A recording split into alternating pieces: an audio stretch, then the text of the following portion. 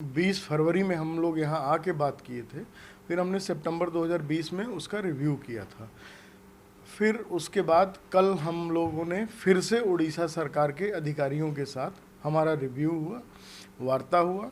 हम जब पिछले साल 2020 फरवरी में आए थे तो एक तो हमने पूछा था कि उड़ीसा राज्य में 27% पिछड़ों को आरक्षण क्यों नहीं है।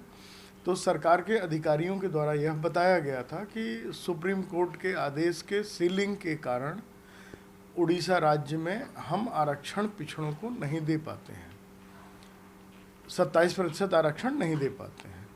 लेकिन फिर समीक्षा करने के दौरान यह भी पता चला कि उड़ीसा राज्य ऐसा राज्य है जहां पर कि पिछड़े वर्ग के अब छात्रों को शिक्षा के अंदर किसी भी प्रकार से आरक्षण नहीं दिया जा रहा है।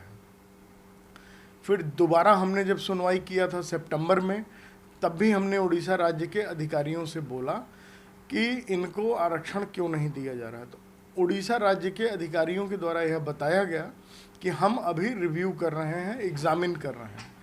कल जब हमने सुनवाई किया तो फिर हमने पूछा कि 2020 फरवरी सितंबर 2020 में जो हमने आपसे कहा था आरक्षण देने के लिए, ऐसा कौन सा कारण है कि चलो 27% आप आरक्षण नहीं दे सकते पिछड़े वर्ग के छात्रों को, तो आप कम से कम 11.25% जिस प्रकार से आप नौकरी में आरक्षण दे रहे हैं, सर्विसेज में आप रिजर्वेशन दे रहे हैं, उसी प्रकार से आप शिक्षा में आरक्षण क्यों नहीं दे रहे हैं।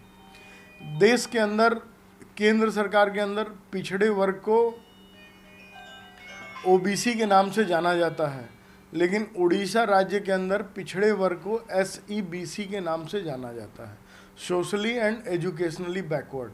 लेकिन मैं कहना चाहता हूं कि जो समाज सोशली और एजुकेशनली दोनों बैकवर्ड है, वही पिछड़ा वर्ग की क्राइटेरिया में आता है और उसको आरक्षण मिलता है।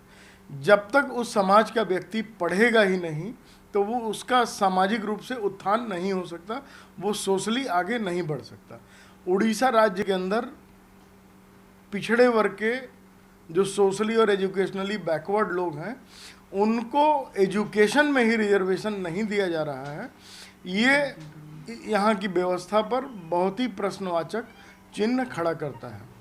दूसरे कल सुनवाई के दौरान एक बहुत गंभीर बात पता चली कि उड़ीसा राज्य ऐसा राज्य है जहाँ पर कि सैलरी इनकम भी जोड़ने की बात कही गई है, एग्रीकल्चर इनकम भी बात जोड़ने की बात कही गई है।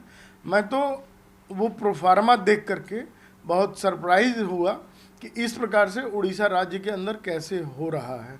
जिस प्रकार से वो प्रोफार्मा अधिकारियों के द्वारा मेरे समक्ष प्रस्तुत किया गया, आयोग के समक्ष प्रस्तुत किया गया, उसको देख करके लगा कि यहाँ पर जो नॉन क्रीमी लेयर सर्टिफिकेट बनता है एसईबीसी के लिए, उसमें सामाजिक और शैक्षिक आरक्षण का आधार न हो करके पूरी तरह से आर्थिक आरक्षण का आधार हो गया है।